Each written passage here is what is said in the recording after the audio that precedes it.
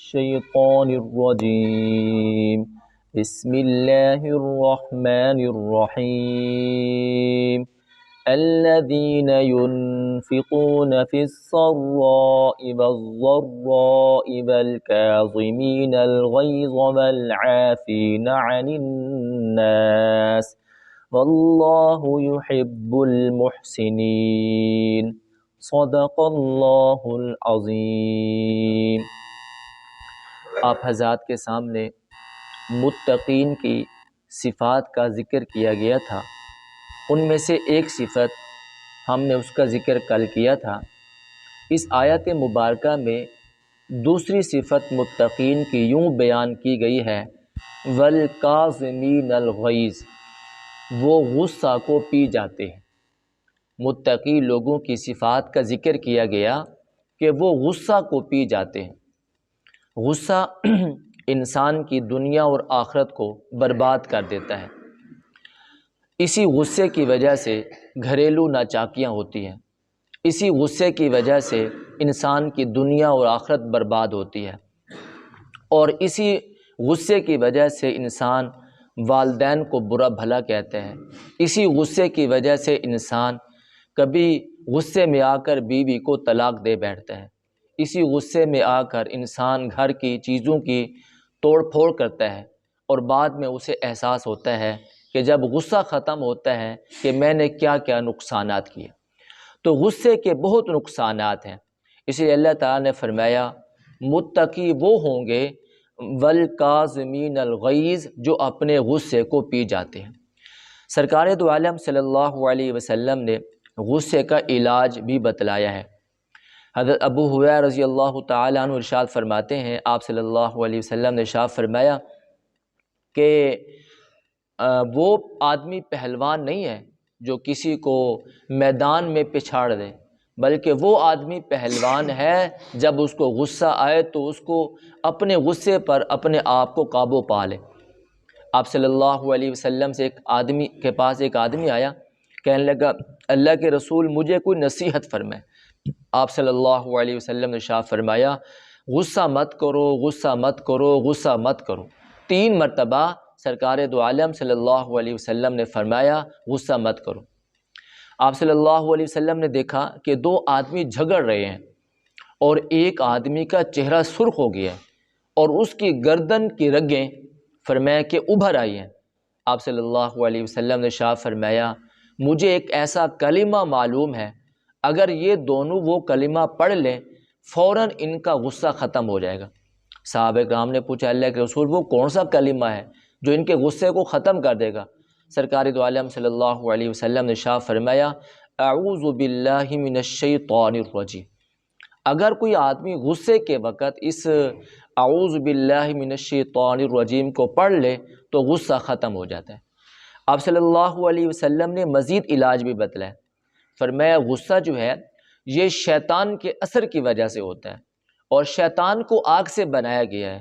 جب بندے کو غصہ آتا ہے تو اس کی خون کی حرارت اور حدت بڑھ جاتی ہے، اس لیے آپ صلی اللہ علیہ وسلم نے فرمایا جب غصہ آئے تو فوراً وضو کر لیا کرو، تاکہ وہ حدت جو ہے وہ ختم ہو جائے، اور اس طرح غصے کا علاج بھی ہو جائے گا۔ آپ صلی اللہ علیہ وسلم نے فرمایا اگر تمہیں غصہ اس حالت میں آیا ہے کہ تم کھڑے ہو تو تم بیٹھ جاؤ، اور اگر تم بیٹھے تھے تو تمہیں غصہ آ گیا تو تم لیٹ جاؤ، یعنی اپنی کیفیت اور اپنی حالت کو تبدیل کر دو۔ اپنی کیفیت اور اپنی حالت کو تبدیل کرنے سے بندے کی اس غصے والی کیفیت بھی دور ہو جاتی ہے۔ سرکار دو عالم صلی اللہ علیہ وسلم جہاں رہتے تھے وہاں پر ہر طرف آپ کے دشمن ہی دشمن تھے۔ آپ صلی اللہ علیہ وسلم نے کبھی غصہ نہیں کیا۔ ایک واقعہ آپ کی نظر کرنا چاہتا ہوں۔ آپ صلی اللہ علیہ وسلم پر یہودیوں میں سے بہت سے لوگ اور علماء میں سے بھی بہت سے علماء آپ کی ذات پر ایمان لائے ہیں۔ حضرت عبداللہ بن سلام رضی اللہ تعالیٰ عنہ یہودیوں کے بڑے عالم تھے۔ آپ صلی اللہ علیہ وسلم کے چہرے اقدس کو دیکھتے ہی آپ پر اسلام لے آئے، اور حضرت عبداللہ بن سلام نے فرمایا اللہ کے رسول جب میں نے آپ کے چہرے کو دیکھ لیا تو مجھے یقین ہو گیا کہ ایسا چہرہ کسی جھوٹے کا نہیں ہو سکتا۔ چہرہ دیکھتے ہی وہ مسلمان ہو گیا۔ ایک اور یہودیوں کا عالم بھی تھا، اس کا نام تھا زید بن سعنہ رضی اللہ تعالیٰ عنہ، بعد میں مسلمان بھی ہوئے۔ وہ کہتے ہیں میں نے آپ صلی اللہ علیہ وسلم کی ساری علامات کو دیکھ لیا، جو میں اپنی کتابوں میں پڑھ چکا تھا، ساری علامات کو میں دیکھ چکا تھا اور پہچان چکا تھا، اور خصوصی طور پر حضور صلی اللہ علیہ وسلم کے چہرے انور کو جب میں نے دیکھا تو میرے دل میں یہ بات یقین کر گئی کہ اللہ کے نبی صلی اللہ علیہ وسلم ہی ہیں آپ۔ لیکن دو علامات، دو صفات ایسی تھی جنہیں میں اپنی کتاب میں پڑھ چکا تھا، اور میں نے یہ یقین کر لیا تھا جب تک میں وہ دو صفات نہیں دیکھ لوں گا میں مسلمان نہیں ہوں گا، میں کلمہ نہیں پڑھ لوں گا۔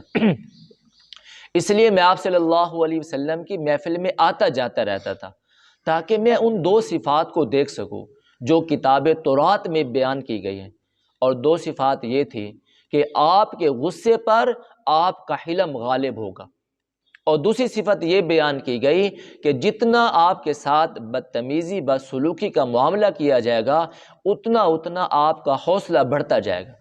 میں ان دو صفات کو دیکھنا چاہتا تھا اور مجھے موقع نہیں مل رہا تھا کہ میں ان دو صفات کو دیکھوں۔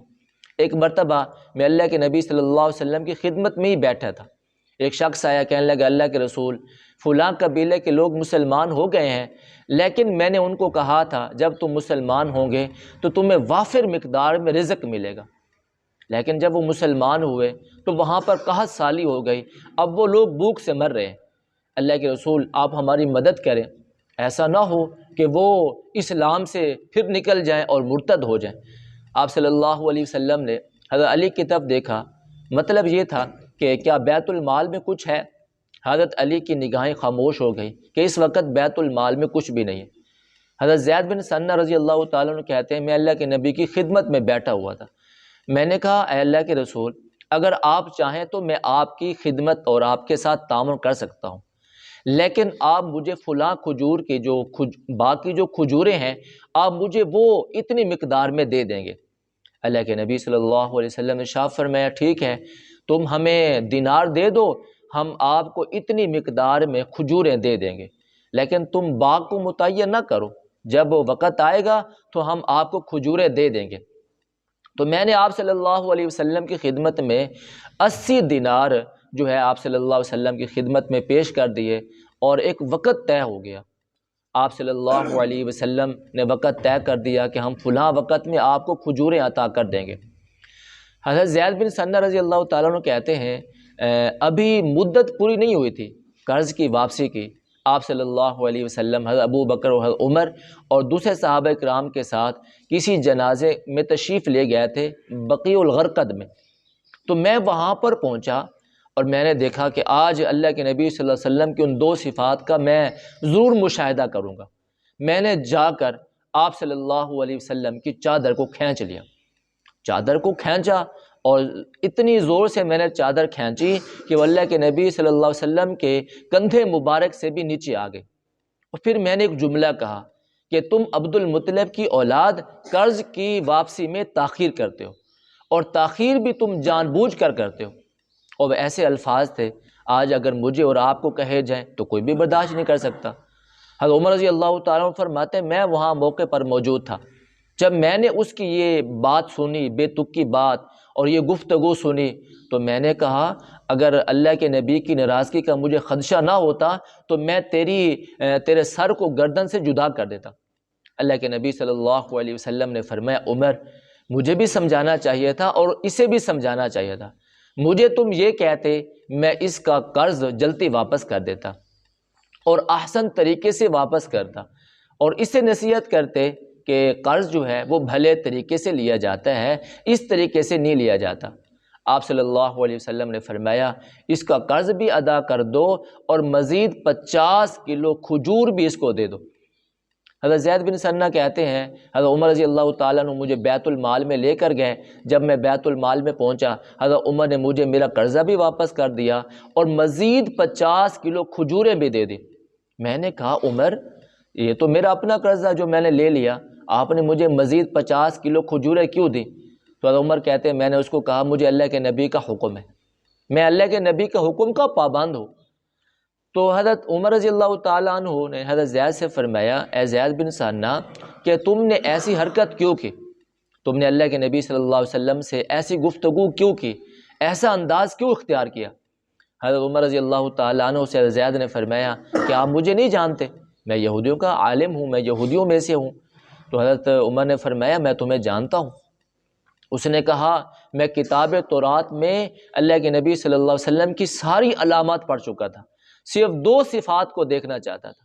ایک صفت یہ کہ ان کے غصے پر ان کا حلم باہر ہوگا، ان کا ہمیشہ غصے پر ان کا جو حلم ہوگا وہ زیادہ ہوگا، اور جتنا ان کے ساتھ بدتمیزی یا بدسلوکی یا اچھی گفتگو نہیں کی جائے گی اتنا ہی ان کا حلم بڑھتا جائے گا۔ حضرت عمر رضی اللہ تعالیٰ عنہ فرماتے ہیں اے زید کیا تم نے پھر ان 2 صفات کا مشاہدہ کر لیا ہے؟ تو زید بن ثانیہ نے کہا اے عمر یقیناً میں ان 2 صفات کا مشاہدہ کر چکا ہوں، میں نے آپ صلی اللہ علیہ وسلم کو بے تکے الفاظ کہے، آپ نے برداشت کیے، آپ نے حلم کا ثبوت دیا، اور جتنا میں باتوں میں آگے بڑھتا رہا اللہ کے نبی کا حلم اتنا بڑھتا رہا۔ اے عمر مجھے اسی وقت اللہ کے نبی صلی اللہ علیہ وسلم کی خدمت میں لے چلو، میں مسلمان ہونا چاہتا ہوں۔ حضرت عمر رضی اللہ تعالیٰ فرماتے ہیں میں زید بن ثانیہ کو اللہ کے نبی کی خدمت میں لے گیا، سارے صحابہ بیٹھے ہوئے تھے، آپ صلی اللہ علیہ وسلم خدمت میں پہنچ کر حضرت زید بن ثانیہ اسی وقت مسلمان ہو گئے، اور پھر آپ صلی اللہ علیہ وسلم کے ساتھ ہر غزوات میں شریک ہوئے۔ غزوہ تبوک کے دوران آپ کی وفات ہوئی۔ آپ کی یہ عادت مبارکہ تھی، جہاں اسلام کو مال کی ضرورت ہوتی حضرت زید بن ثانیہ رضی اللہ تعالیٰ عنہ اپنا مال و دولت لے کر حضور کی خدمت میں پہنچ جاتے، اللہ کے نبی اس مال و دولت کو اپنی بارگاہ میں قبول فرما لیجیے۔ تو اللہ تعالیٰ بھی ارشاد فرماتے ہیں وَالْكَاظِمِينَ الْغَيْظَ کہ ایمان والوں کی، متقیوں کی یہ صفات ہے، وہ غصے کو پی جاتے ہیں۔ آپ صلی اللہ علیہ وسلم کے اس اخلاق کو بیان کرنے کے لیے دنیا میں کوئی لفظ نہیں ہے کہ آپ صلی اللہ علیہ وسلم کا کتنا عالی اخلاق تھا کہ وہ آپ کے سامنے بدتمیزی کے الفاظ کہتا رہا اور آپ کا حلم بڑھتا رہا۔ آپ صلی اللہ علیہ وسلم نے اس کو کچھ بھی نہ کہا، بلکہ آپ صلی اللہ علیہ وسلم نے قرضہ بھی واپس کیا اور مزید اس کے ساتھ حسن سلوک کرتے ہوئے 50 کلو کھجوریں اور بھی زیادہ دی۔ تو مجھے قرآن کریم کا ان الفاظ سے ہی سہارا لینا پڑتا ہے کہ آپ صلی اللہ علیہ وسلم کے اخلاق کے بارے میں قرآن کریم میں اللہ رب العزت نے فرمایا اِنَّكَ لَعَلَىٰ خُلُقٍ عَظِيمٍ، محبوب بے شک آپ اخلاق عظیم کے مرتبے پر فائز ہیں۔ تو اللہ تعالیٰ فرماتے ہیں متقی وہ لوگ ہیں وَالْكَاظِمِينَ الْغَيْظَ جو اپنے غصے کو پی جاتے ہیں۔ تو غصہ انسان کے لیے حرام ہے، غصہ سے انسان کی دنیا بھی برباد ہوتی ہے اور غصے سے انسان کی آخرت بھی برباد ہوتی ہے۔ اس لیے اللہ ارشاد فرماتے ہیں متقی وہ لوگ ہیں وَالْكَاظِمِينَ الْغَيْظَ جو غصے کو پی جاتے ہیں۔ دعا ہے اللہ تعالیٰ سے اللہ تعالیٰ ہم سب کو عمل کی توفیق عطا۔ اللہم انت السلام